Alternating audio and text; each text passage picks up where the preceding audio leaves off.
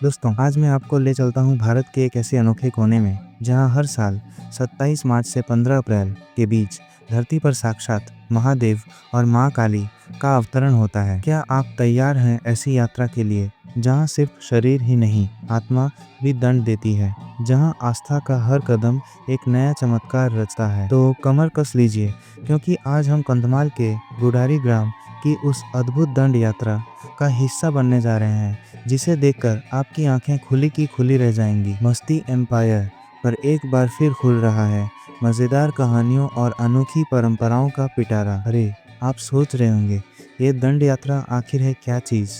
दोस्तों, ये कोई साधारण पर्व नहीं है। ये है समर्पण, त्याग और भक्ति की एक अनूठी गाथा जो हर साल कंधमाल के कोने कोने में गूंजती है।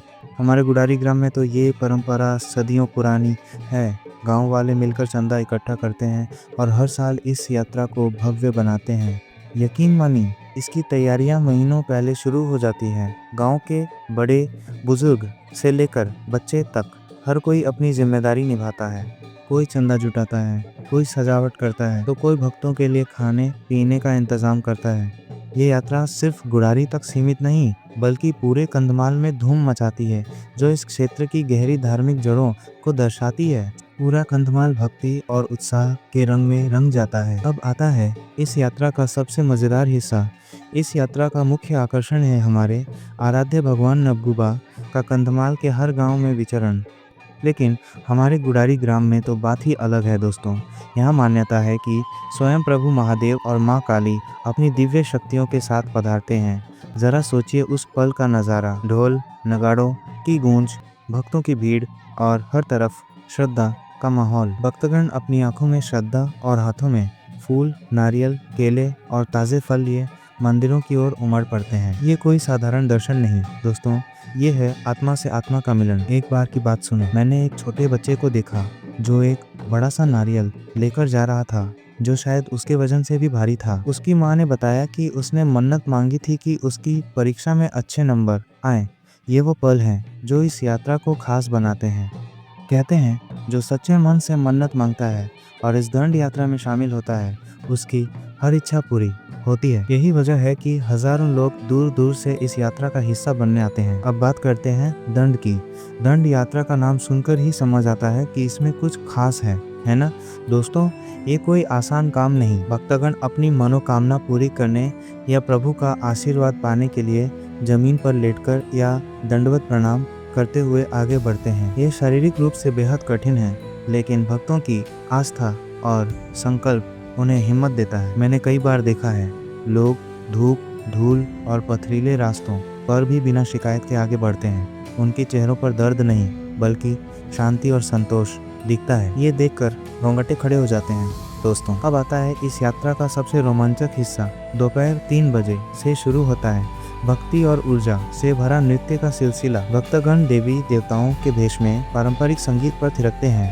अरे, कई बार तो कुछ भक्त इतने जोश में आ जाते हैं कि अपनी असली पहचान ही भूल जाते हैं। एक बार की बात सुनो, एक चाचा जी महादेव का भेष लिए थे और गलती से अपनी त्रिशूल की जगह पास में रखी लाठी उठाकर नाचने लगे। गांव वाले हंसते हंसते लोटपोट हो गए और चाचा जी भी बाद में मुस्कुरा रहे थे। ये नृत्य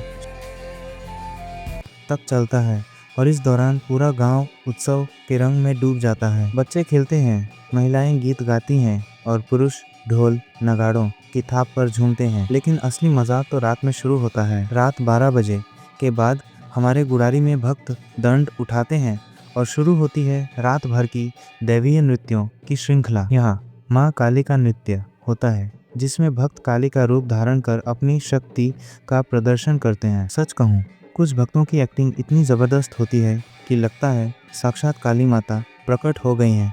उनके प्रदर्शन से रोंगटे खड़े हो जाते हैं। इसके साथ ही शिव जी का नृत्य भी होता है, जो उनकी रौद्र और शांत दोनों मुद्राओं को दर्शाता है। सोचिए, रात 12 बजे से सुबह 10 बजे तक लगातार नाच कौन सकता है?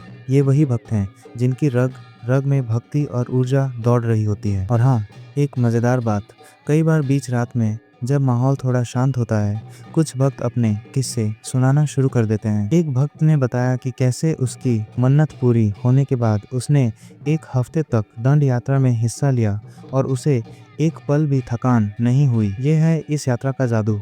दोस्तों, ये दंड यात्रा सिर्फ एक त्योहार नहीं, ये है कंधमाल की आत्मा। यहाँ लोग मानसिक शांति और मनोकामना पूर्ति के लिए दंड देते हैं और गांव वाले इसे हर्षोल्लास से मनाते हैं। पड़ोसी गांवों से भी लोग आते हैं सिर्फ ये देखने के लिए कि हमारे गुडारी में कितने शानदार नृत्य होते हैं। हर कदम पर श्रद्धा, हर पल में भक्ति और हर चेहरे पर अटूट विश्वास, यही है दंड यात्रा की पहचान। ये दिखाता है कि हमारी संस्कृति में आस्था और समुदाय का बंधन कितना गहरा है। और एक मज़ेदार बात बताऊं, इस यात्रा के दौरान गांव के हर घर में स्वादिष्ट भोजन बनता है और लोग एक दूसरे के यहाँ जाकर खाते हैं। ये त्योहार एक तरह से फ्री फूड फेस्टिवल बन जाता है, जहाँ हर कोई पेट भर के लजीज खाने का मज़ा लेता है। तो दोस्तों, ये थी कंधमाल के गुडारी ग्राम की अविश्वसनीय दंड यात्रा की झलक।